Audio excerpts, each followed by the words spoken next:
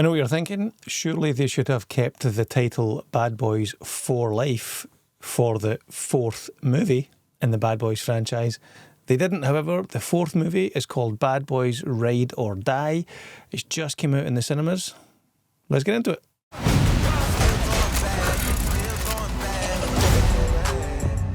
Returning to the director's chairs for Bad Boys Ride or Die is the same duo who directed the third instalment, Adil and Bilall. They also directed the ill-fated Batgirl TV movie type thing that happened. The two main leads also return. We've got Will Smith's Mike Lowrey and Martin Lawrence's Marcus Burnett. They're both up to their usual shtick. We open with a bit of a life celebration event type thing. I won't go into much detail because I don't think that was in any of the trailers.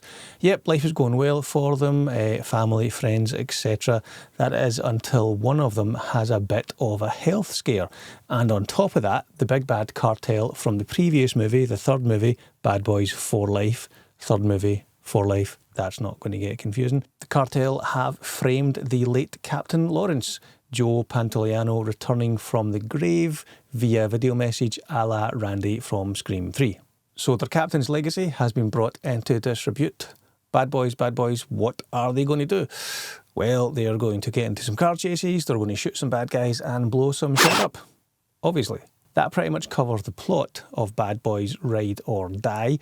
Returning from the previous movie, we've got Vanessa Hudgens and Alexander Ludwig, whose character names are Kelly and somebody else, can't remember his name. Yeah, you know, the young cops from that kind of like cool task force in the third movie. The other guys from that task force haven't returned, just those two. Reggie as well returns and he is on scene-stealing form. I'll say no more. So how does Bad Boys Ride or Die hold up? How does the fourth movie in the franchise, some 30 years after the first one, how does it hold up? It actually holds up pretty well, believe it or not. Will Smith and Martin Lawrence are clearly having a blast, having played these guys, as I said, over the course of 4 movies, over the course of almost 30 years. I think it's clear that, you know, they're just having fun. They're just having a laugh. Their performances are very, very enjoyable.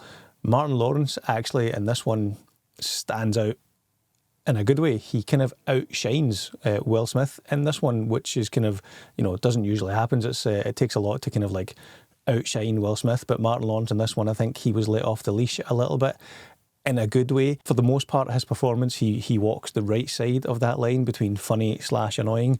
There's a couple of times when he kind of crosses the line and becomes more annoying than funny, but for the most part, he stays on the right side, on the funny side, not the annoying side. The story itself isn't breaking any new ground. You know, the whole framed cops go on the run and try and clear their name as they are on the run. That's nothing new. That's been done many, many times in many, many movies. But that's okay because, you know, we enjoy these characters. We enjoy spending time with these characters. We enjoy the banter between Will Smith and Martin Lawrence. The dialogue is pretty on point. It kind of feels like in this movie, more so than any other Bad Boys movie, both Will Smith and Martin Lawrence have been let off the leash a little bit, like they've been allowed to improvise a little bit more, and that's found its way into the script, and I think that works to the benefit of the script and to the benefit of the movie. Yeah, it worked well, I thought. Tone-wise, pacing-wise, it did feel like it dragged a little bit in the middle. It could have maybe done with trimming 10 or 15 minutes off, especially in that middle section of the movie. The opening section, the opening act, you know, the first 20, 30 minutes zips along at a really good pace. There's no kind of wasted scenes, there's no wasted energy. Likewise, the last 20, 30 minutes is kind of action-packed, nothing wasted there. But the middle 40 minutes or so, 45, 50 minutes or so, did feel like it was 1 or 2 scenes too long. They were just kind of like, it was another scene where they could like banter and have a laugh with each other. And as much as the banter and the laugh that they have is funny, it did feel like it dragged on just maybe 10 or 15 minutes or so, so I would have maybe trimmed it just a tiny bit. Tone-wise, for the most part, it runs an even keel. There is 1 or 2 morally questionable decisions that are made by certain characters. Won't say any more than that because it would be a huge spoiler. But yeah, I did think to myself, that doesn't really ring true.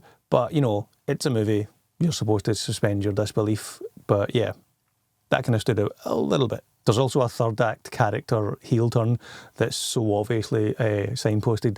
The person might as well have been wearing a big sign that said, by the way, I'm a bad guy, shh, don't tell anyone. And speaking of signs, this is your sign to subscribe to the channel. Thank you very much. Cinematography wise, as with all the Bad Boys movies, it's very slick. There's lots of fast camera moves, lots of like 360 whip pans around characters, kind of semi-slow-mo shots. I think there's some FPV drone shots in this as well. Not, you know, a gratuitous amount like Michael Bay's Ambulance, but, you know, it looks like there's quite a few of them as well, but used sparingly and used to good effect. One thing that did kind of stand out to me with the look of this movie and the look of the third movie, I'm kind of making assumptions here, but I'm guessing Bad Boys 1 and 2 was shot on film. I'm guessing Bad Boys 3 and 4 was shot on digital. There's a couple of flashback shots in this movie of the first couple of movies. Those movies being shot on film, put next to this movie, which is, I think, shot on digital. It just kind of highlights the differences between the film and the digital. The film shot movies, you know, 1 and 2, there's something like kind of gritty and grainy and organic about them that, in a good way, that really stands out when they're put side to side or, you know, shot to shot next to shots in this new movie, which again I'm assuming was shot digitally.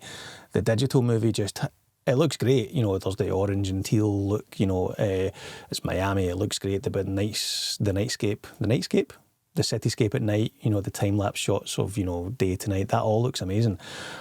But it looks a little bit too clean and a little bit too polished. As I said, especially when you put them next to shots from the first two movies. I don't know, it's maybe not an issue with this movie, it's just the whole film versus digital debate that, you know, filmmakers and cinematographers have. I think when Bad Boys for Life came out, and it wasn't crap, it was actually quite good, I think that kind of took everyone by surprise. It took me by surprise. I didn't even know they were making Bad Boys for Life until I saw the trailer. Likewise, I didn't know they were making Bad Boys Ride or Die until I saw the trailer. But the third one, Bad Boys for Life, I think that made, when I checked Box Office Mojo, that made over 400 million from a 90 million production budget. So I think the studio was obviously quite happy with that. That was, you know, profitable enough for them to greenlight a fourth movie. And, you know, greenlight it, they did.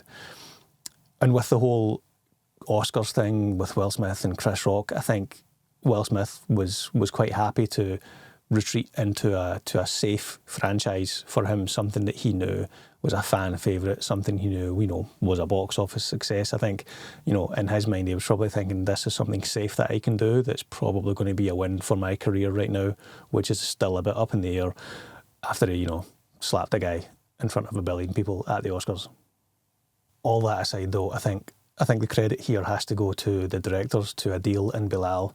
When they came on board with the third movie, like 17 years after the second movie, they breathed fresh life and like youth and exuberance into this franchise, and I think that's exactly what it needed.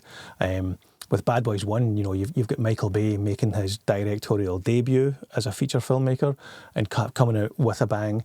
It wasn't Will Smith or Martin Lawrence's first movie, but it definitely kind of like laid the foundations for them, well, for Will Smith to be a movie star, you know, because he does Bad Boys, and then within a couple of years he does Independence Day and Men in Black, and then boom, he is a solidified, bona fide A-list megastar. I don't think that happens without Bad Boys 1. I think that was, like I said, it didn't make him a megastar, but it kind of put the foundations down for him to become a megastar. Then you've got Bad Boys 2, which Michael Bay made, I think, after, you know, after 1 or 2 Transformers movies, definitely after Armageddon and Pearl Harbor. Bad Boys 2, as much as I enjoyed it, it did feel like the Michael Bay show, as opposed to just a sequel to a cop action movie. Like, instead of making a Lethal Weapon 2 Bad Boys, he made like a Armageddon-y, Transformer-y, Pearl Harbor-y Bad Boys 2. I think that was to its detriment.